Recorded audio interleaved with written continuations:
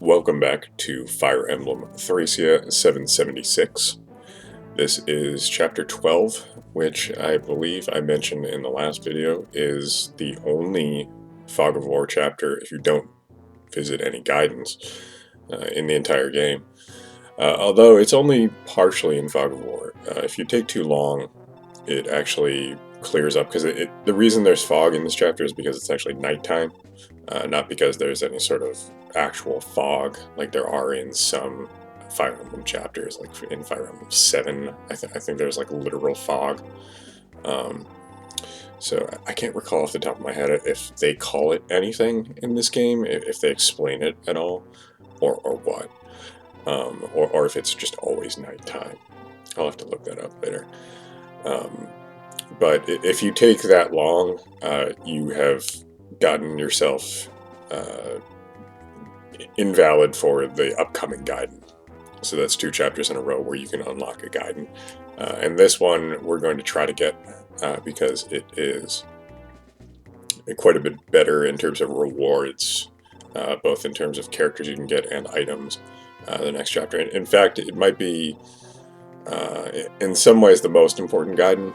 Although it's dependent sort of on having Safi to begin with, so perhaps the Gaiden that you get her from is the most important from that perspective, but that's unimportant. You may notice that we're in regular speed for this one, because number one, it didn't take me that long to play it, and number two, I really enjoyed this run of this chapter, and I want you to see it in normal speed.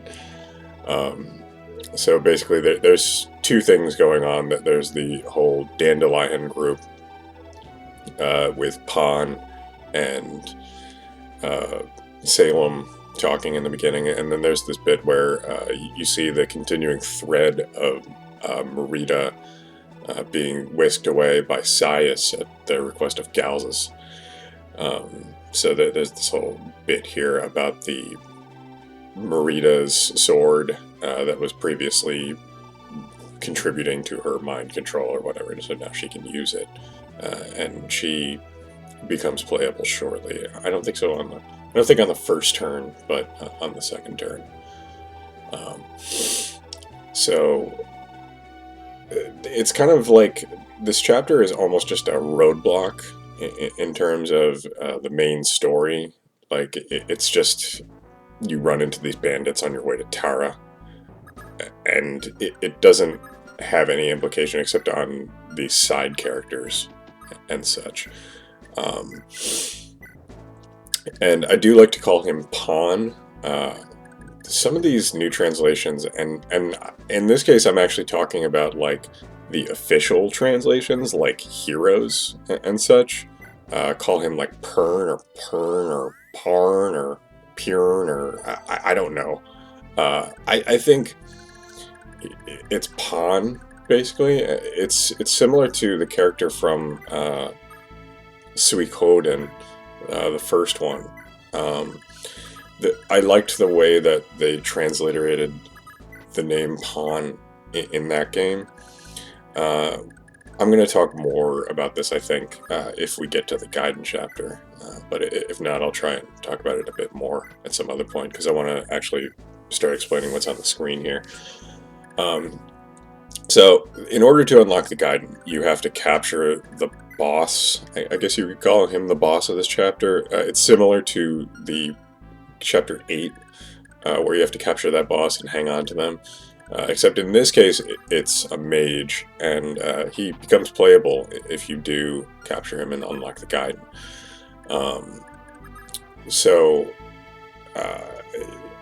Normally you would think, okay, you can just kind of make your way over there and capture him in your own time, sort of like that previous chapter. But in this case, this mage, Salem, has a sleep staff, and because status staves can be used anywhere on the map onto any unit that you can see, it's kind of dangerous and also annoying to have to deal with him for the entirety of traversing the map. So what we want to do is warp. But the problem is, in this case, and this actually hasn't ever happened to me before, the unit that I wanted to warp over Finn was not in range of Safi on turn 1. So I had to wait and use Torch with her instead. And another thing while this idiot is talking is that the longer you take with Salem and the more sleep staff uses he uses up, if and when you capture him, he actually, like, you get that sleep staff and everything, so you don't want him to use too many uses of it. So if I didn't explicitly spell it out, status staves, I think all of them, when targeted by enemies, they target the highest health unit that you have, provided that that unit is not Leaf, and provided that the unit doesn't have higher magic than the caster. If you didn't know, Leaf cannot be targeted by status staves for the most part. However, if you manipulate circumstances in ways that you would never do blind, and it's hard to do even if you're trying to do it, like if you go to like a low deployment map and only deploy Leaf people with high magic, and then like as few other people as possible, if the enemy has no valid targets at all except for Leaf, then they can actually use status staves on him. So it's not that Leaf is immune, it's just that the game goes far out of its way to prioritize anybody else before it will go for Leaf. So again, you will never have that problem unless you're actually trying to trigger it, but just in point of fact, he is not immune.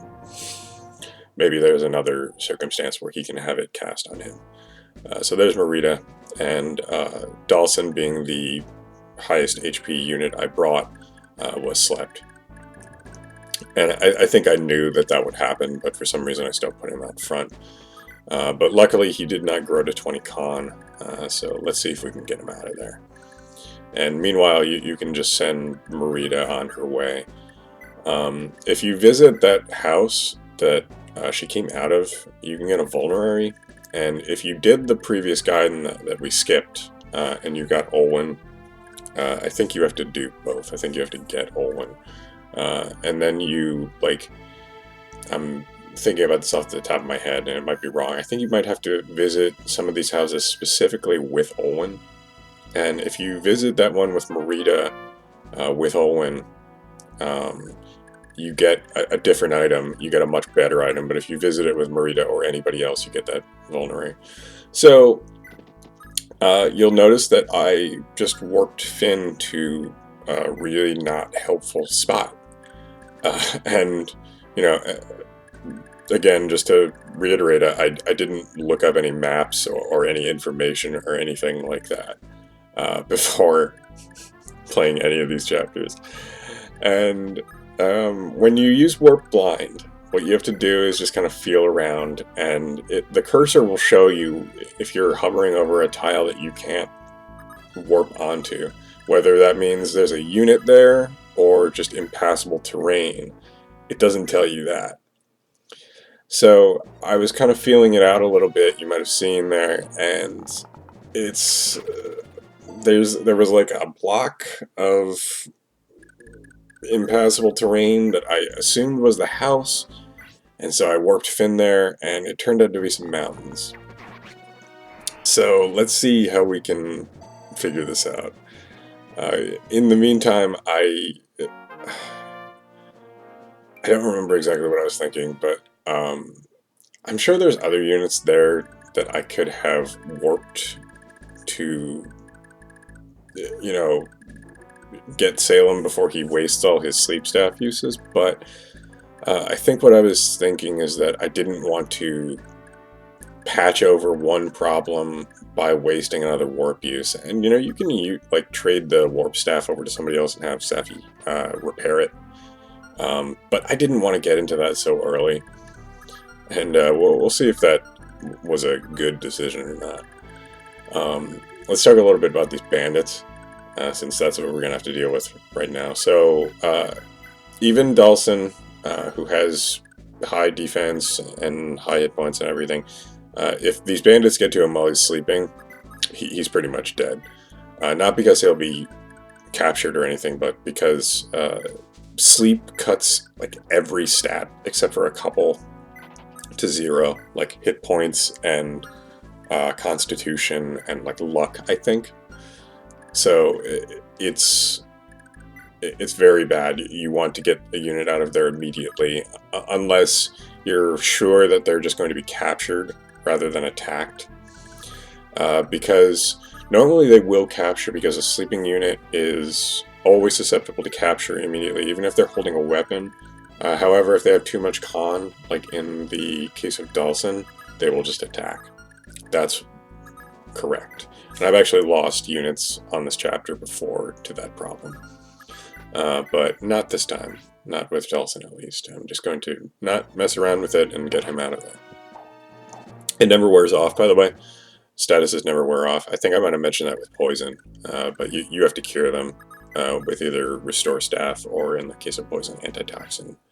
Otherwise, you'll be waiting forever. So do not do that. This is the kind of chapter where Fergus can eat these guys alive. However, look at the map closely. Look at all these bandits. You'll notice that some of them are holding their axe like off to the left, and some of them are holding them off to the right.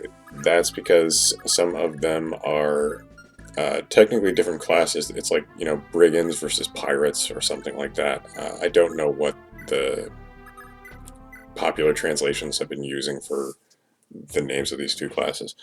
But basically, some of them are just like, you know, guys that hit you with axes, and others are guys that hit you with axes, but also they have the steel skill, believe it or not.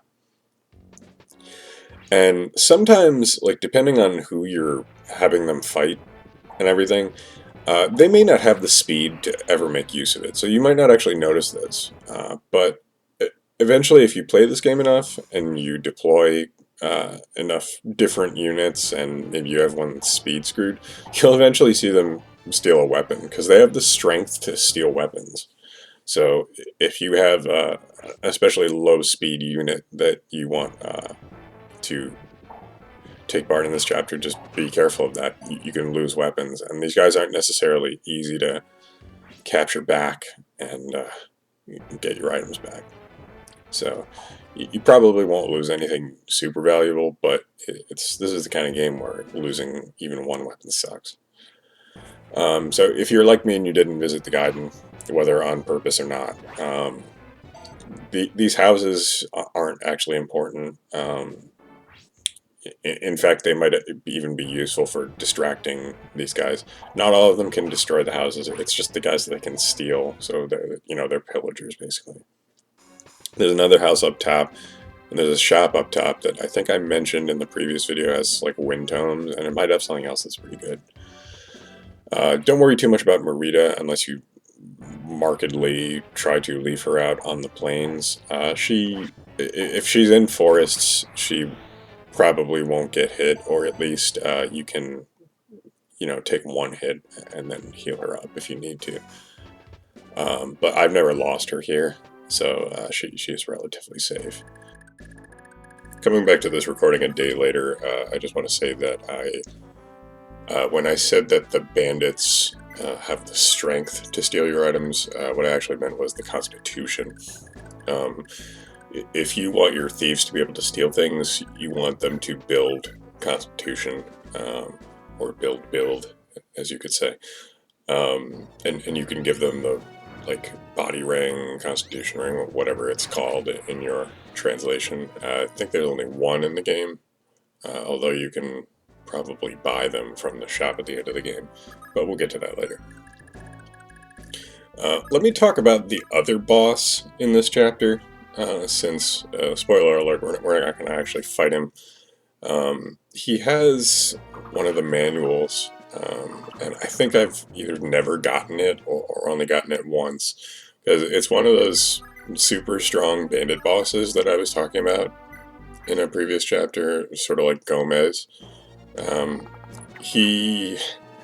I've had some really bad experiences with weaker units. He can, like, one-shot some of your guys, honestly. Like, you gotta watch out for that.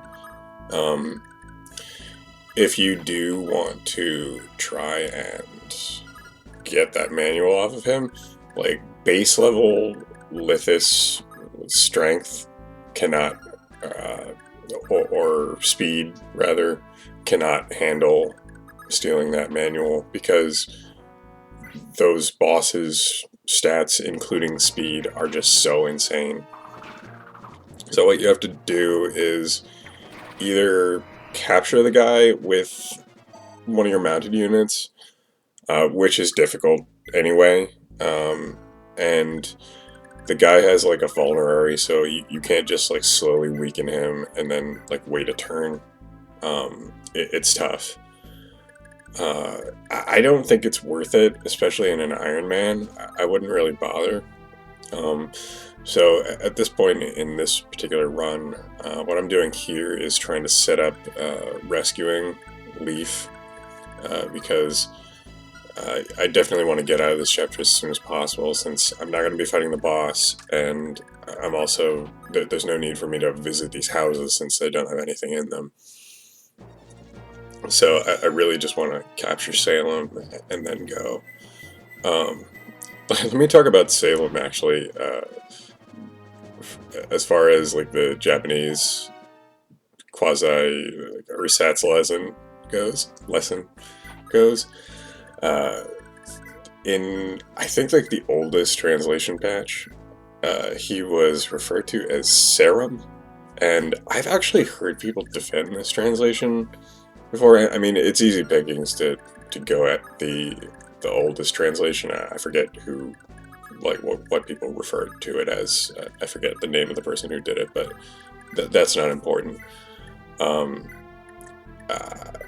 But it's Salem because it's, like, referring to the Salem witch trials. I'm pretty sure it's like, you know, he's a dark mage, so he's, like, occult, and that's supposed to be the connection. I'm pretty sure it's not Serum, unless you want to go the whole route of trying to swerve away from direct translations of names, in which case, sure, that's fine. But what they were going for was Salem, definitely, and the last couple of translations have gotten this correct. So I just wanted to put in my affirmation and approval of the newer translation of that. Despite the fact that these guys die really easily to Marita, you might want to not overcommit her too much, just because her sword, which is brave and has, like, one other property that I'm forgetting, is really good. I think that Marita is a good candidate for the Paragon sword, just because she joins kind of late, and she could use the extra experience, even though there's, like, a fair number of what people call grind chapters coming up, including this one in some ways. Let me talk just a little bit about Marita in general also, and, like, what she brings to the table. So, when I did the no Gaiden run that I was talking about, Marita was actually a really good addition to the team, because she has, her sword gives her Nihil, and she has Luna by default, which means that those really strong Baron and General bosses, she's one of the few physical units that can really do some damage to those guys, like, even without a critical necessarily, although she will crit a lot, as you've been seeing if you've been looking at these little combats between her and the bandits. Her pursuit critical's pretty good. I don't think it's like 5, I think it might be like 3 or so. And her growths are decent from what I remember. They're not anything amazing. You might want to give her one of the scrolls that gives strength. That's usually what I do. I think, because she could use a couple extra points. But I think her promo gains are pretty good too, so you can promote her pretty much as early as you want.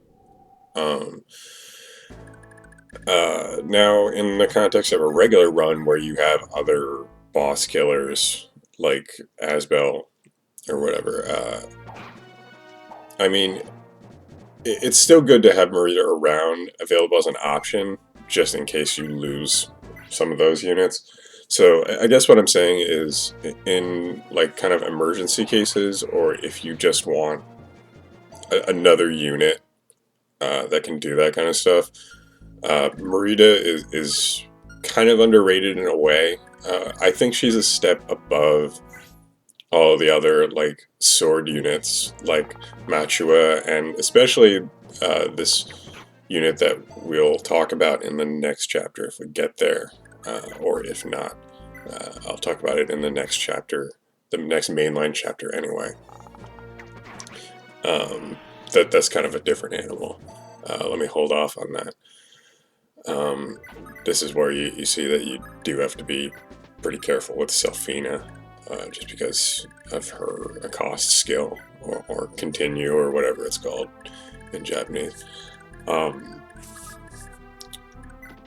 So yeah, it's Marita has enough like intangibles and just extra skills and stuff.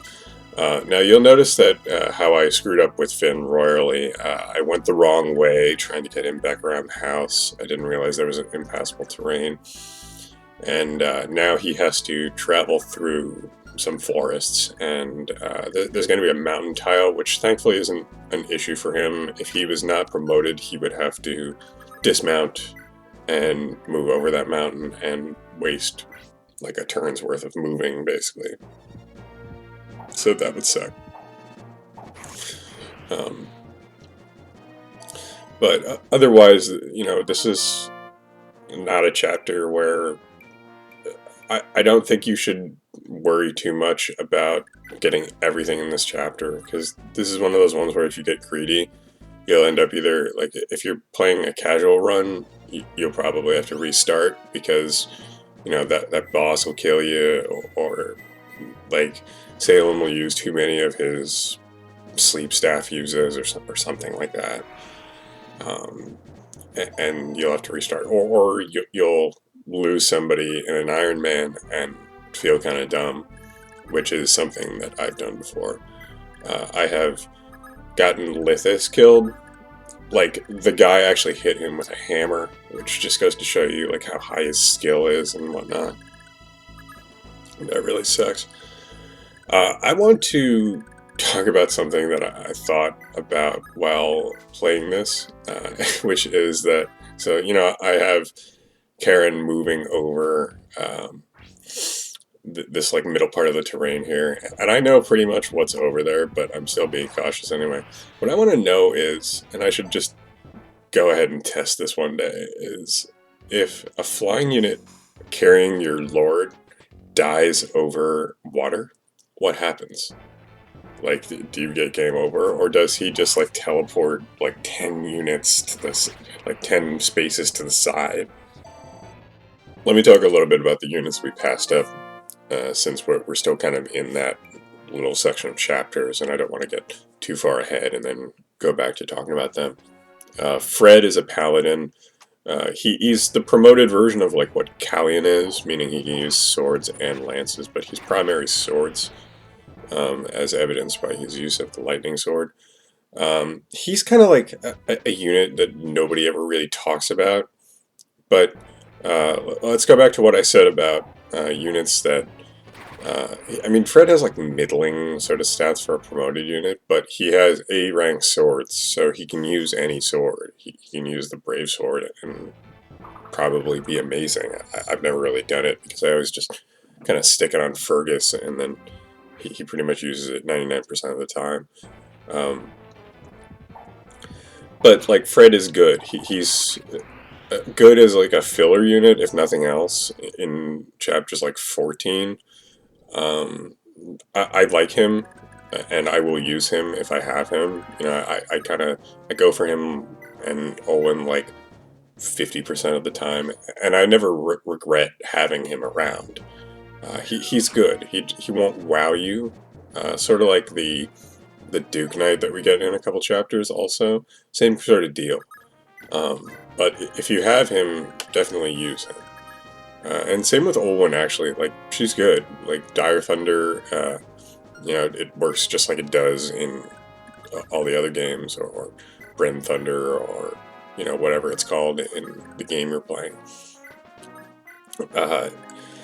She is supported, she's one of those units that's supported by Leaf. I don't think she's actually supported by Fred. I think Fred is supported by her, but not the other way around.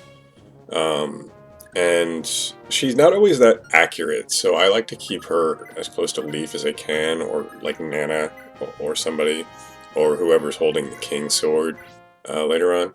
Well, not too much later on, but you know what I mean. But she's good. She's, and not just as a filler unit, like, you know, she can kind of do some things that even some of the other, like, mage-type units can't, because she can canto.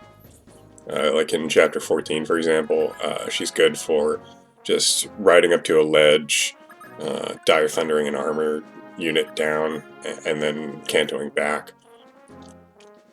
Just one of the better player phase units. Some people like to give her Vantage, which is always good with a brave weapon, as evidenced by Halvin, but I've never done it. I always never really know who to give the Vantage manual to. I think actually it might be this bandit here that has the Vantage manual, so maybe that's why I never know who to give it to, because I don't actually possess it. Can't quite recall that off the top of my head. But, you know, both are good units. It's just that you don't need them specifically, and if you don't recruit Olwen, and you go the A route later during the route split, you can get an entirely different Mage Knight, who is arguably better. I mean, if you have Olwen trained up a little bit, like, she starts with, like, B Lightning, or something, and, well, not Lightning as in, like, the actual, like, okay, so in this game and some of the other Fire Emblems, when they say lightning, what they mean is light, as in, like, you know, photons, like, you know, holy, that kind of thing. It's a complete misnomer. It's one of those, like, sometimes Japanese katakana, like, loanword terms, just, like, it's like they picked the wrong word and then it just stuck. Japanese seems to be more susceptible to this than other languages. It's kind of like alternately amusing and frustrating sometimes.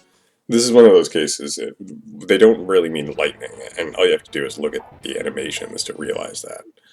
So, God, where was I? Oh yeah, Olwen, she starts out with, like, nearly A rank in thunder magic, is what I should have said. So she can use those bolting tomes that you've been accumulating, if you have any at all, which is pretty cool. But the unit that you can get if you don't have Olwen can use those at base. He even comes with one, and his base stats are better. He's one of those funny units that has, like, a pursuit critical of 0, I think, which it doesn't really affect him that much, honestly. But he can, like, use Thoron tomes, although Olwen can also use that, but he comes with one. And what am I trying to think of? Oh yeah, he has Miracle, which is funny. I don't think Olwen has any skills that I can recall. But anyway, both are good. You can, like, there's this mechanic in place where you can, like, sacrifice Olwen in that chapter, which, like, sets up you getting this other unit. But let's wait until we get around there. Let's see if we get there and if we're actually going to be visiting the A route or not. We'll talk about it a little more at that point. But let me just say now that we're actually getting close to Salem finally, that he actually ended up only hitting with his sleep staff once during this chapter, which is pretty amazing actually, because he tried using it like 4 or 5 times. I don't know if you noticed, and I've never had him miss that many times, so he only wasted 1 use, which is actually pretty awesome. Like watch here, he's trying to sleep Ashian for like the millionth time, and it's just not working. He got Dawson the first time, and he can't hit Ashian. It's weird. Salem's starting stats, I guess, aren't very good, so it's not super surprising. I don't know if I mentioned this in the first recording I did for this chapter, but he doesn't always use it anyway. Sometimes he just sits there. So that's another thing that can help you if you like maybe don't have warp or something. But on the bright side, now that Leaf is here, he's giving support to Finn, which is good because his hit rate with the Braylance is kind of shaky, and I think he has to hit like 3 of those hits. Here I'm like wondering whether it's worth it to weaken him with Leaf, and he's got that critical chance, which means that he could hit for 24 minus 8.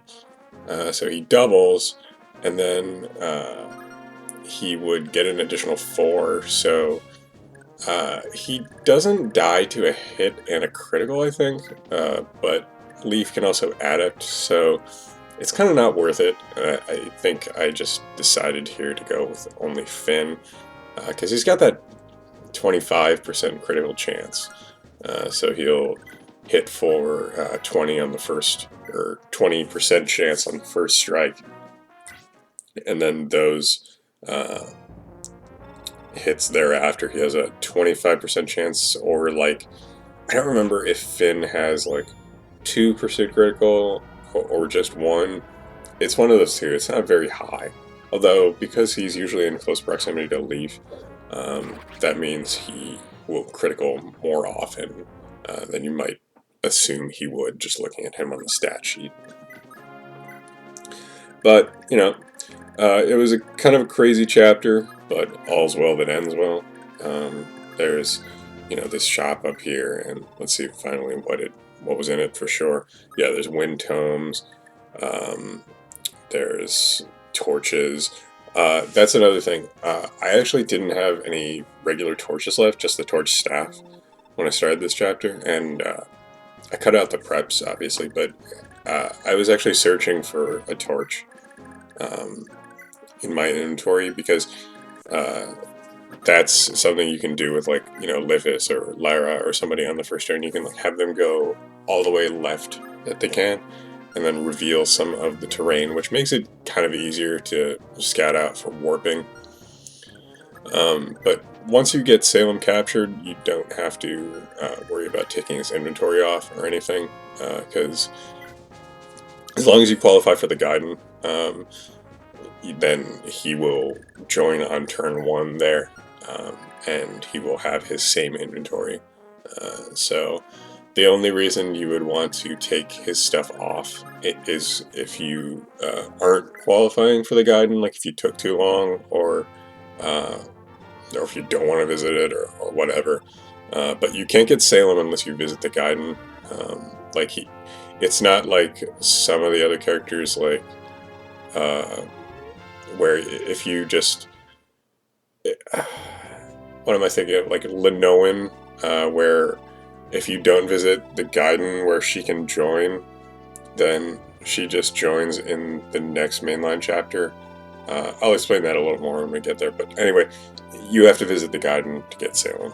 That's the bottom line. And then Leaf and Marita have this little reunion. It's all very happy, and we're all going to save Avel, yay. Well, let's not get ahead of ourselves here. Thank you for watching. That's chapter 12. We'll be back in 12 Gaiden, which is another kind of wacky chapter. It's going to be fun. Let's do it.